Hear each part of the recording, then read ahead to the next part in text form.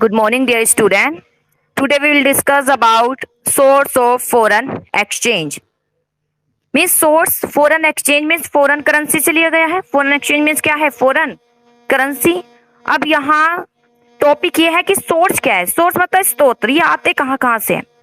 Foreign currency कब हमें receive होगी, तो उसके बारे में यहाँ पर हम डिस्कस करेंगे कि क्या क्या सोर्स है फॉरेन एक्सचेंज के, यानी फॉरेन करेंसी को प्राप्त करने के, अचीव करने के क्या क्या सोर्स है, किस किस तरीके से फॉरेन करेंसी हमें रिसीव होगी. तो सबसे पहले आता है बेटा एक्सपोर्ट. एक्सपोर्ट में जब हम अपनी वस्तुओं का एक्सपोर्ट करते हैं, यानी अपने देश से कहाँ जा रही है वस्तु, तभी एक्सपोर्ट वर्ड यूज कर रहे हो. दूसरी कंट्री में जब वस्तु जा रही होती है, ठीक है, मान लीजिए इंडिया से, फिलहाल यहाँ पे हर जगह यूएससी बोला है क्योंकि डॉलर की बात की जा रही है, यूएस डॉलर. मान लीजिए गुड्स एंड सर्विसेज एक्सपोर्ट की जाती है इंडिया से यूएस की ओर, तो वो हम सप्लाई करेंगे गुड्स की और वो सप्लाई करेंगे क्या, फॉरेन करेंसी की. तो फॉरेन करेंसी का फ्लो होगा हमारे देश में. इस प्रकार सोर्स उत्पन्न हो जाएगा फॉरेन एक्सचेंज का. First one is export.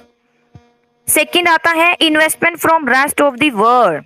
Investment rest of the world. Investment means क्या है, यानी आप क्या कर रहे हैं, इन्वेस्टमेंट, चाहे आप प्रोड्यूसर के रूप में कर रहे हो, ठीक है. प्रोड्यूसर मतलब जैसे कि एफडीआई है, चाहे शेयर होल्डर के रूप में जैसे एफआईआई. ये है दो इन्वेस्टमेंट के साधन, एफडीआई और एफआईआई. एफडीआई मतलब फॉरेन डायरेक्ट इन्वेस्टमेंट, ठीक है, ये बताया था ना कि व्यवसाय करने के उद्देश्य से मान लीजिए जो विदेशी कंपनियां हैं वो आ जाती है. एमएनसी जो आपने सुना है यहाँ पर, वो क्या है, फॉरेन डायरेक्ट इन्वेस्टमेंट. एफआईआई क्या है, जरूरी थोड़ी है कि व्यवसाय करने के उद्देश्य से ही आए.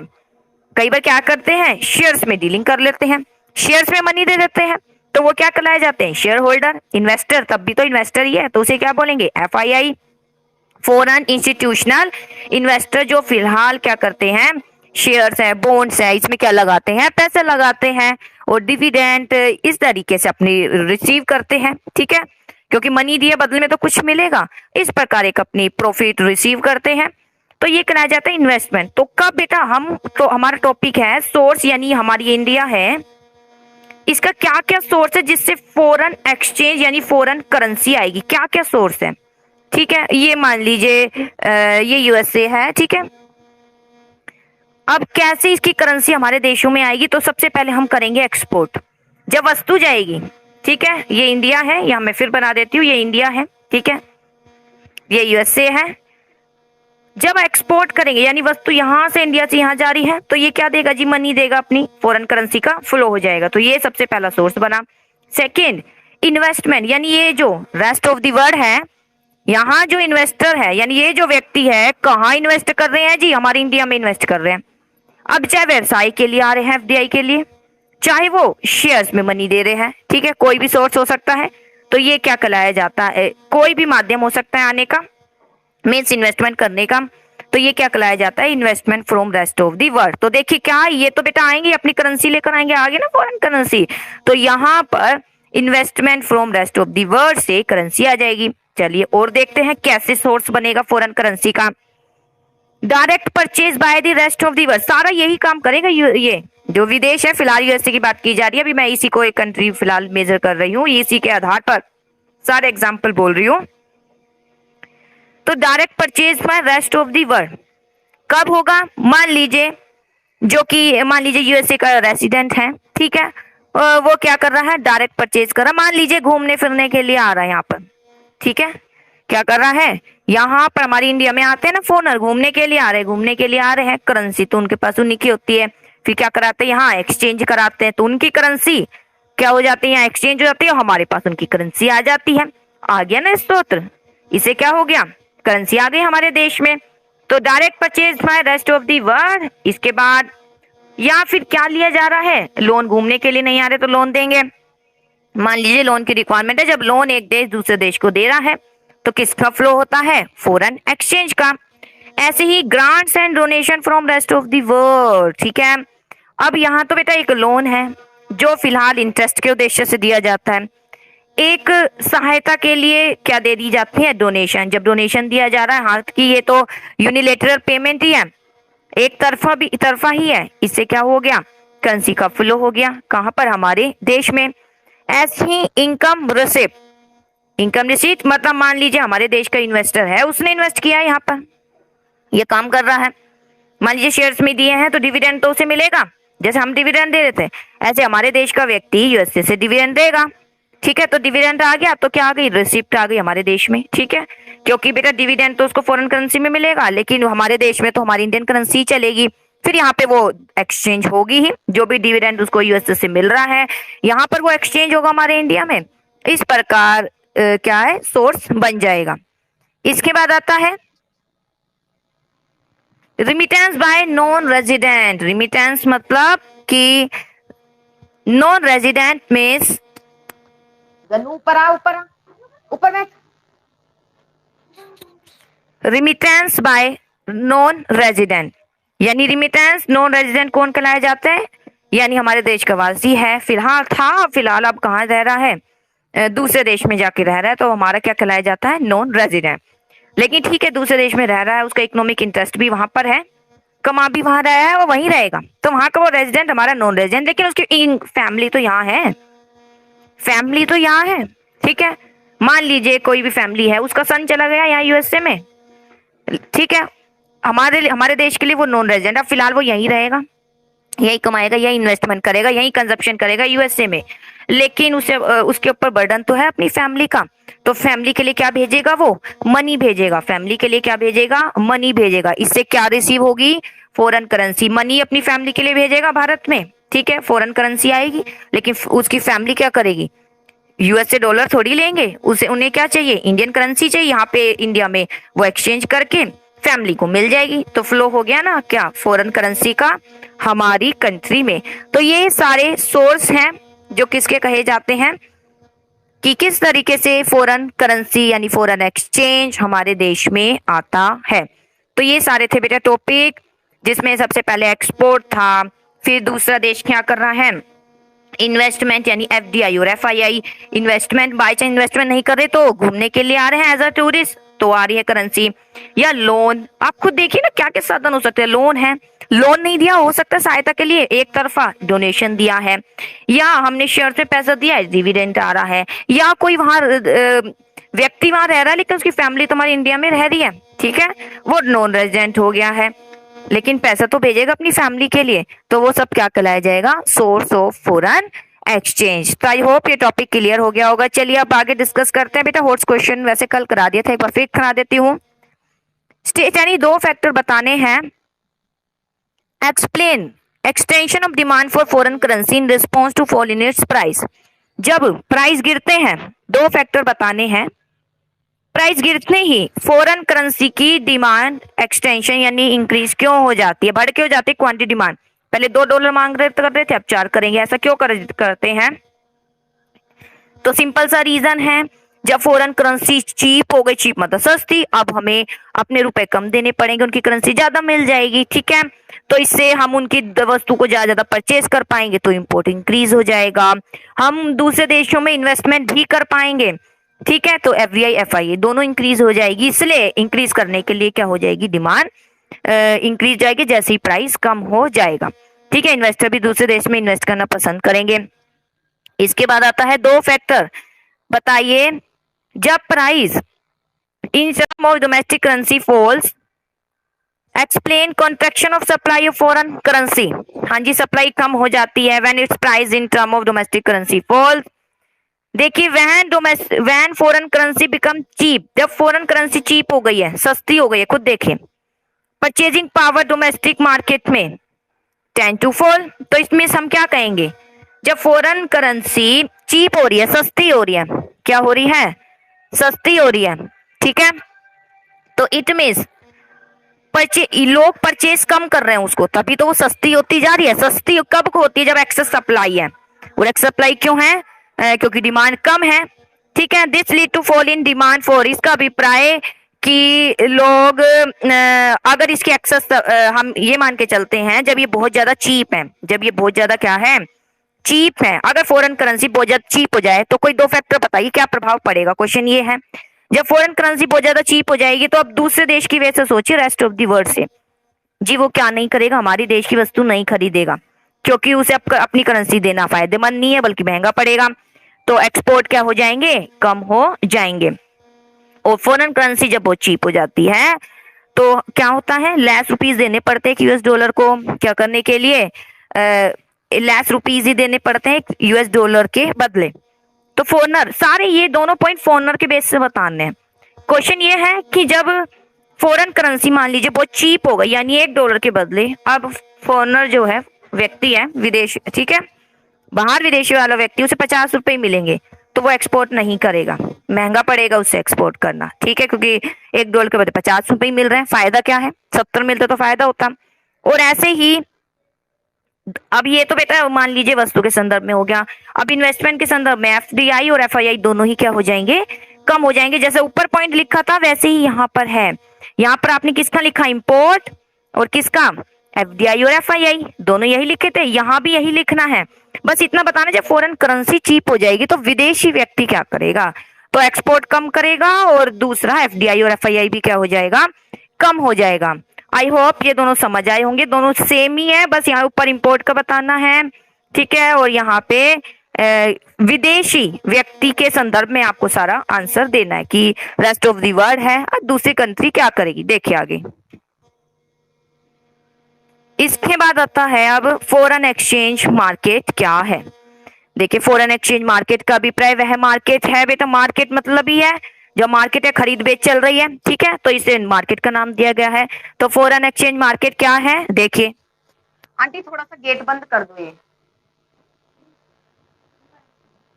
गन ऊपर आओ, गन ऊपर आ, जल्दी ऊपर आ जाओ, ऊपर बैठो, हाँ हाँ बच बच, थोड़ा सा और, हाँ जी। देखिए बेटा फॉरेन एक्सचेंज मार्केट क्या है, फॉरेन एक्सचेंज मार्केट का अभिप्राय वह मार्केट है for national currency of different countries in the world, जहां पर फॉरेन एक्सचेंज मतलब जहां फॉरेन करेंसी का मार्केट है।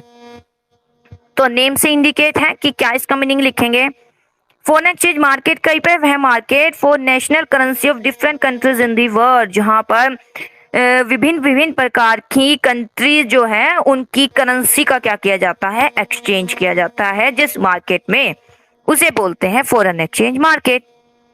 It is centre of trade for different currency, बेटा ये सेंटर है ट्रेड का, ट्रेड मतलब क्योंकि यहाँ बाइंग और क्या की जाती है, सेलिंग की जाती है, खरीद और बेचा जाता है। तो फॉरेन एक्सचेंज मार्केट वह मार्केट है जहां पर क्या किया जाता है, विभिन्न कंट्री की करेंसियों का लेन देन किया जाता है, ट्रेड किया जा रहा है। या बायर और सेलर होते हैं फॉरेन एक्सचेंज मार्केट में, अपनी इच्छा से खरीदते हैं और क्या करते हैं, बेचते हैं यानी देते हैं। तो ये कहलाया जाता है फॉरेन एक्सचेंज मार्केट का अभिप्राय क्या, मार्केट का अभिप्राय तो ये है जहां हम क्या कर रहे हैं, बाइंग और सेलिंग कर रहे हैं। ऐसे आप यहाँ फॉरेन करेंसी के बेस पे लिख दीजिए, जहां पर करेंसी का क्या किया जा रहा है, विभिन्न देशों की करेंसियों की बाइंग की जा रही है और क्या की जा रही है, सेलिंग की जा रही है, उसे बोलते हैं फॉरेन एक्सचेंज मार्केट। अब आता है फंक्शंस क्या है, फॉरेन एक्सचेंज मार्केट परफॉर्म करता है फॉलोइंग फंक्शंस। सबसे पहले आता है इसमें ट्रांसफर फंक्शन, क्या आता है, ट्रांसफर फंक्शन। देखिए क्या है, क्या क्या कार्य करता है, ये अनेक कार्य करता है। It implies transfer of purchasing power in term of foreign exchange across different countries of the world.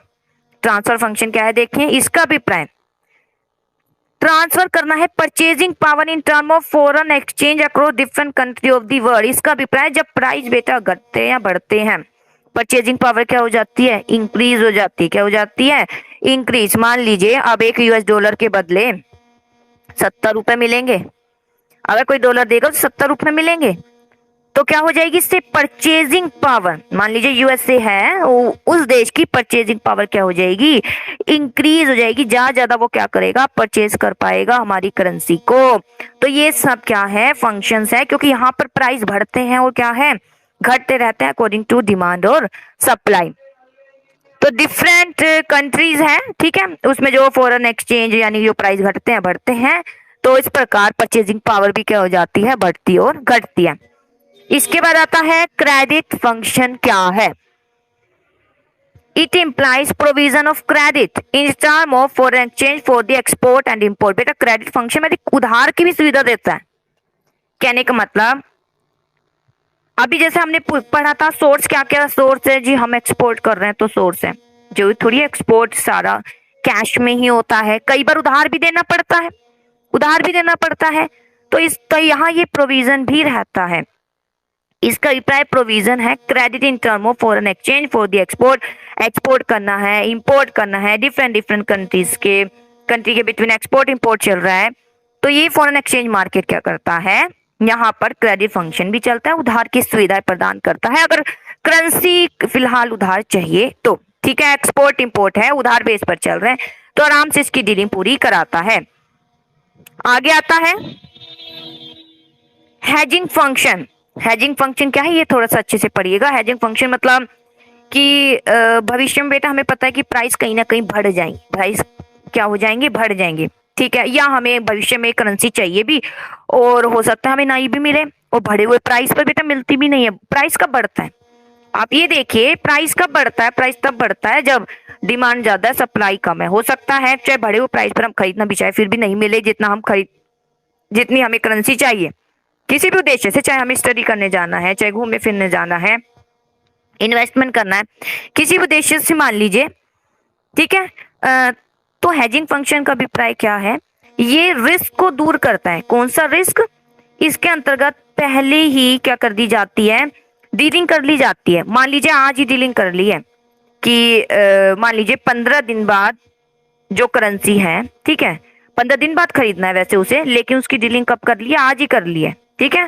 फिलहाल लंबे समय तक का भी हो सकता है, मान लीजिए 1 मंथ है, 1 मंथ बाद मुझे परचेजिंग करनी है क्योंकि मुझे घूमने फिरने जाना है, ठीक है, मुझे घूमने विजिट करने जाना है या मेडिकल ट्रीटमेंट के लिए जाना है विदेश में, ठीक है, चाहे अमेरिका में जाना है।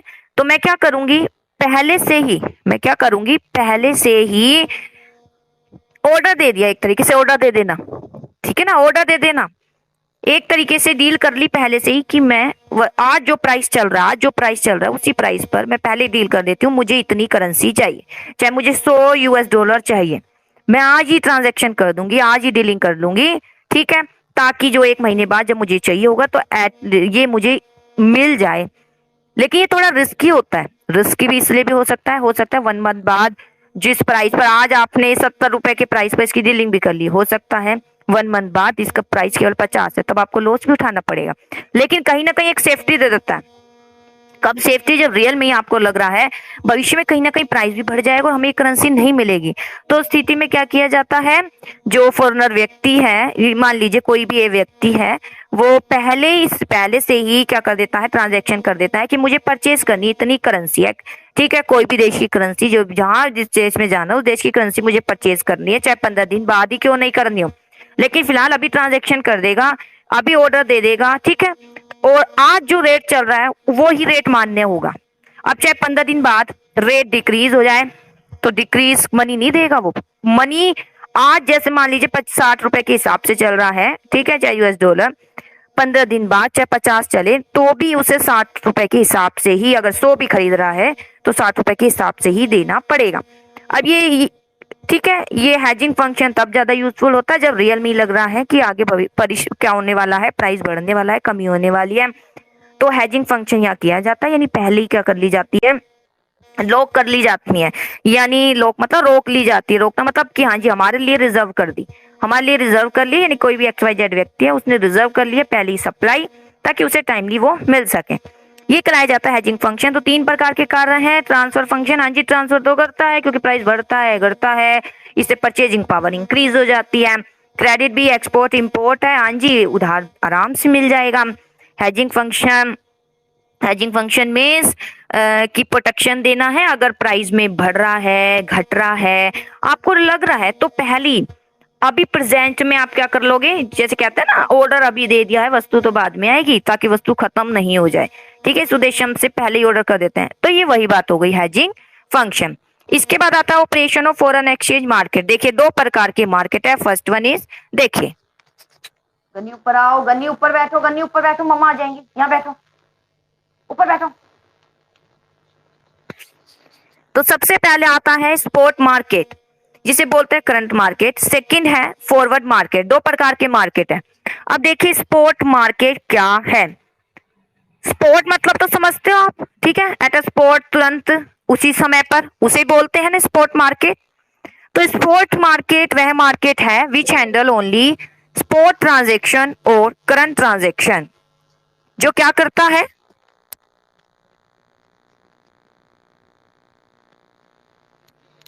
जो क्या करता है, स्पॉट ट्रांजैक्शन और करंट ट्रांजैक्शन करता है, उसे बोलते हैं स्पॉट मार्केट।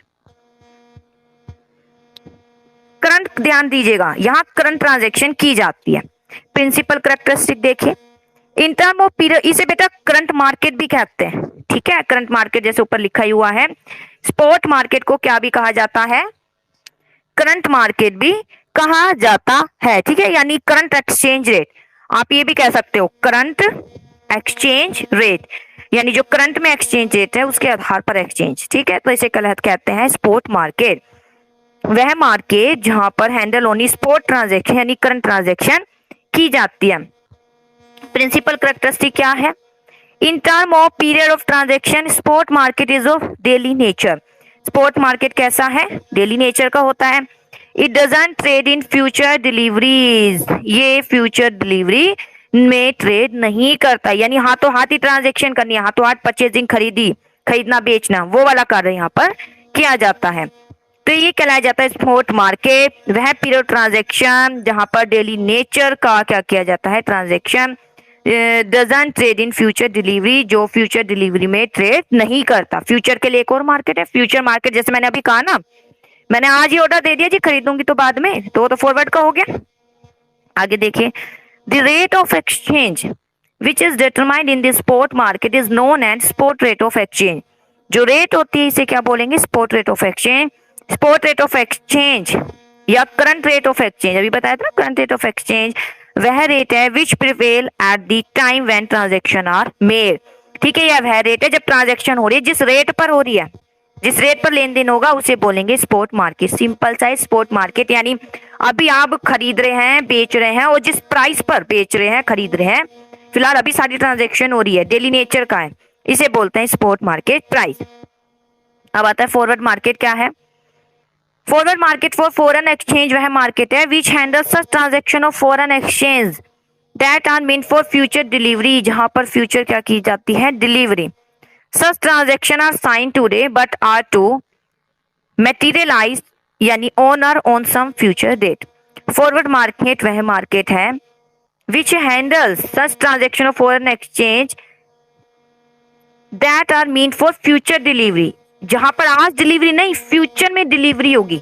आज लेन देन नहीं हो रहा, डीलिंग आज हो रही है, लेकिन फ्यूचर में ही सब कुछ क्या होगा, हैंडल होगा। ट्रांजैक्शन जो लेन देन का होता है वो फ्यूचर में ही होगा। साइन आज हो जाएंगे जी, हाँ जी खरीदना है, चाहे 15 दिन बाद हो, लेकिन खरीदना है, ऑर्डर पहले ही आ गया, ये वो वाली बात हो जाएगी कि पहले ही ऑर्डर आ गया है, लेकिन ओनर यानी बेचा कब जाएगा, फ्यूचर डेट को, जैसा भी डिटरमाइन किया जाएगा, इसे बोलते हैं फ्यूचर मार्केट। इसके बाद देखें प्रिंसिपल क्या है फॉरवर्ड मार्केट के, it only cater to forward transaction, ठीक है, ये फॉरवर्ड ट्रांजैक्शन को ही कैटर करता है, उसी में डीलिंग कर रहा है। It doesn't deal with spot transaction, जब फॉरवर्ड है तो स्पॉट ट्रांजैक्शन नहीं करता।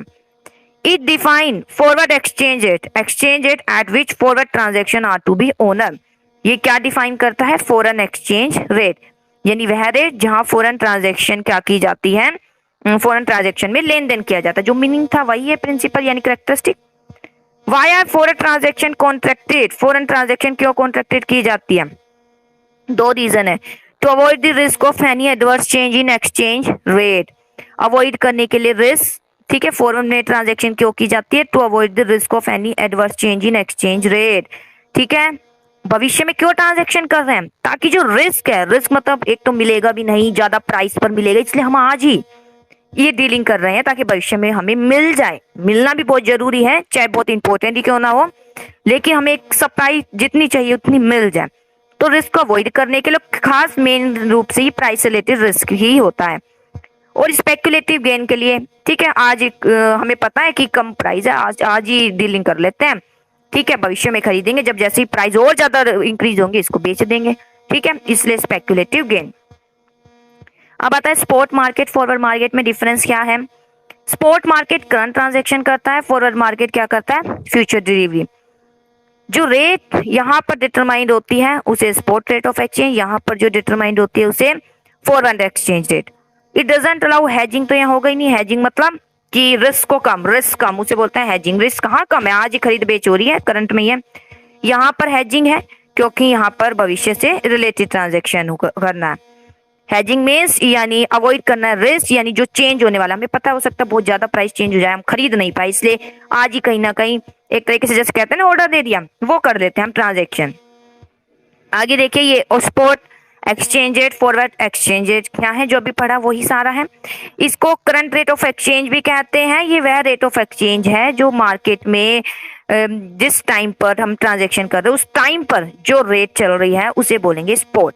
फ्यूचर क्या है, फ्यूचर एक्सचेंज रेट वह है जो फॉरवर्ड ट्रांजेक्शन हालांकि जो परचेजिंग और सेलिंग है वो भविष्य में की जानी है, ठीक है। स्पॉट ट्रांजेक्शन कोई लेन देन नहीं है यहाँ पर, भविष्य में ही सारा होना है, लेकिन कॉन्ट्रैक्ट आज हो जाएगा, आज हो जाएगा जिस प्राइस पर चल रहा है उस प्राइस पर कॉन्ट्रैक्ट हो जाएगा, लेकिन भविष्य में क्या किया जाएगा, लेन देन किया जाएगा। तो इसे बोलते हैं फॉरवर्ड एक्सचेंज रेट, ठीक है। तो first one is spot exchange rate और सेकंड क्या है, फॉरवर्ड एक्सचेंज रेट। तो ये है बेटा दो exchange rate, first one is spot और दूसरी क्या है, फॉरवर्ड। तो आई होप टॉपिक समझ आया होगा। एक बार फिर रिवाइज करा देती हूँ। फॉरेन एक्सचेंज मार्केट क्या है, जहां पर सबसे पहले क्या किया जाता है, ट्रांसफर फंक्शन, ठीक है। ट्रांसफर फंक्शन मतलब कि ट्रांसफर किए जाती है डिफरेंट कंट्री में विभिन्न करेंसी, परचेजिंग पावर बढ़ जाती है अकॉर्डिंग टू प्राइस इंक्रीज और डिक्रीज। क्रेडिट फंक्शन, जहां पे मान लीजिए इंपोर्ट है और एक्सपोर्ट है तो क्या किया जाता है, क्रेडिट, तो क्रेडिट फंक्शन। हेजिंग फंक्शन क्या है, यानी जो रिस्क है प्राइस बढ़ने का या घटने का, ठीक है, तो उसको क्या करता है ये दूर, हेजिंग फंक्शन, फॉरवर्ड मार्केट से रिलेटेड। तो दो प्रकार के मार्केट हो गए यहाँ पे, स्पॉट मार्केट और दूसरा फॉरवर्ड मार्केट। स्पॉट मार्केट जहाँ पे करंट ट्रांजेक्शन, जो करंट रेट चल रही है उसके आधार पर ट्रांजेक्शन किया जाता है उसे स्पॉट मार्केट, और फॉरवर्ड जो भविष्य में ट्रांजेक्शन होनी है सेल परचेजिंग, लेकिन फिलहाल आज क्या हो गया, एक तरीके से एग्रीमेंट हो गया, उसे बोलते हैं forward market. I hope topic समझ आया होगा। Okay, thank you.